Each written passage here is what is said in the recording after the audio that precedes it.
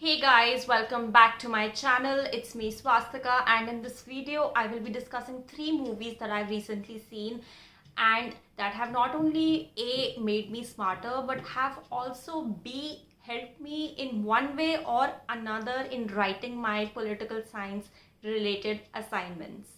So, in case you are new to my channel, please don't forget to press the subscribe button. You can also like this video and share it with your friends in case you like the content, so I can keep making cool, educational and free videos for you all.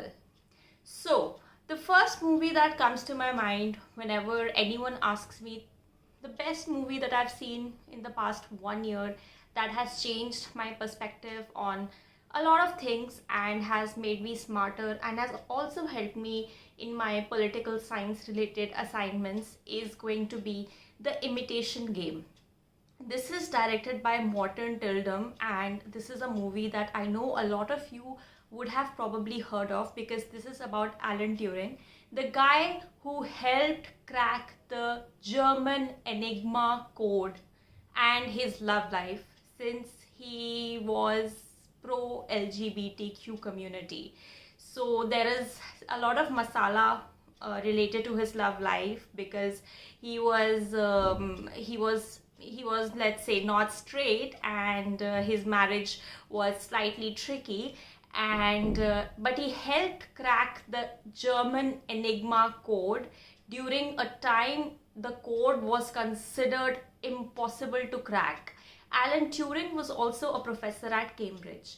So this is the movie, which is The Imitation Game, and it is super interesting, super fun, and it gives you a great insight into the socio-economic and political structures during World War II. So yeah, definitely you should watch it. The second movie that has been on my list and that I have seen recently, despite a lot of people, a lot of professors, my fellow classmates suggesting, is going to be The Schindler's List. This is of course directed by our favorite director Steven Spielberg, and this is a very famous movie about Oskar Schindler, the industrialist who saved around more than 2000 refugees during the Holocaust.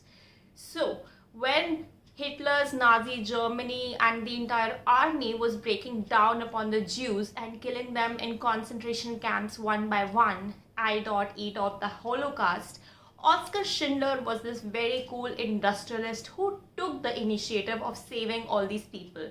And this movie has beautifully been encompassed in The Schindler's List.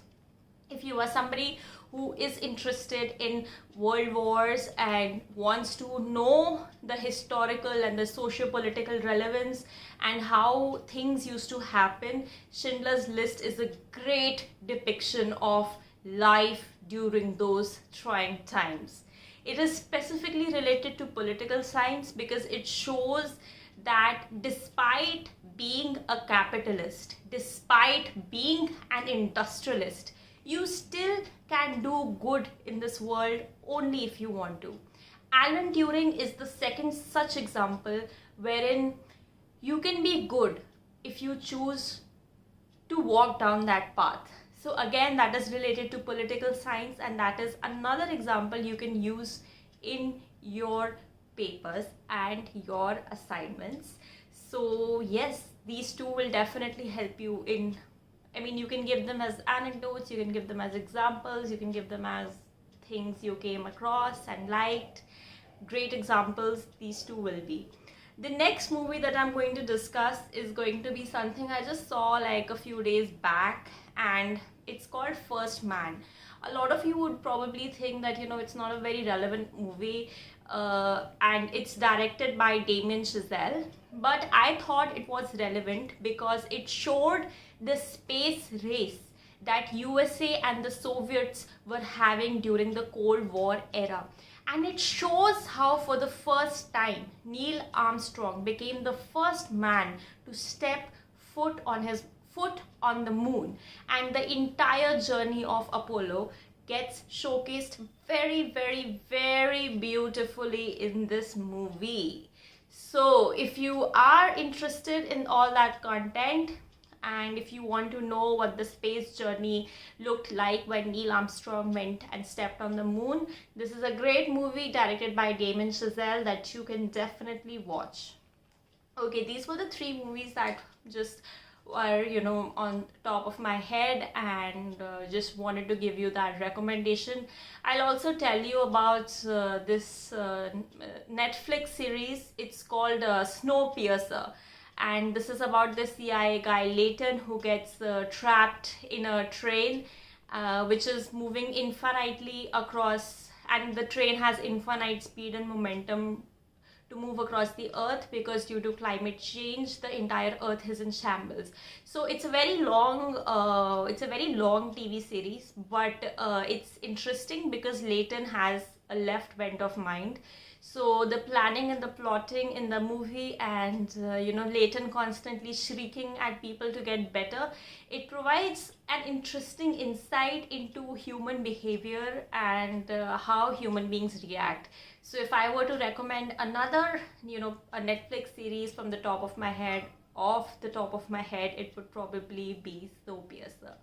You can just, if you have the time, take a look.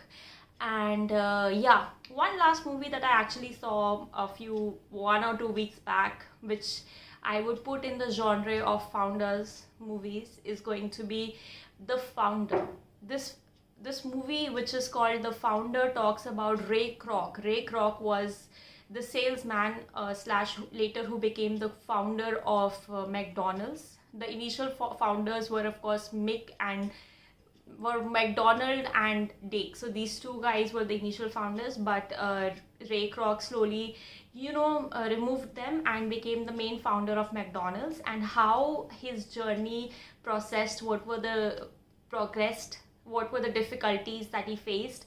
So The Founder is another interesting movie. If you get the time and if you have the patience, you can probably look at how capitalism was a slow moving process and how it was achieved in the United States of America in the backdrop of the 1960s.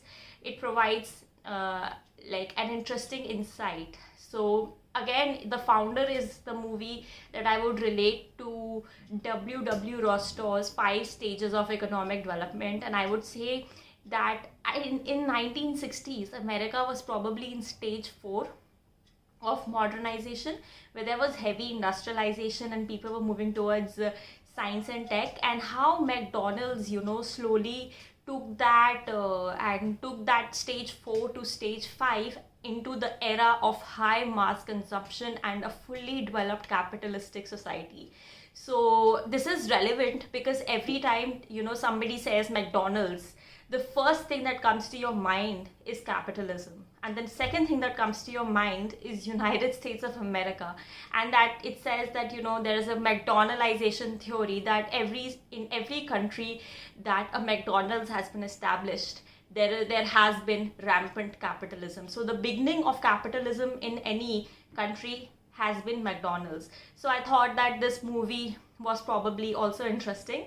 So anyway, I came here to give you 3 movies, but I ended up giving you 5. So I think I'll just change the title of this video and proceed.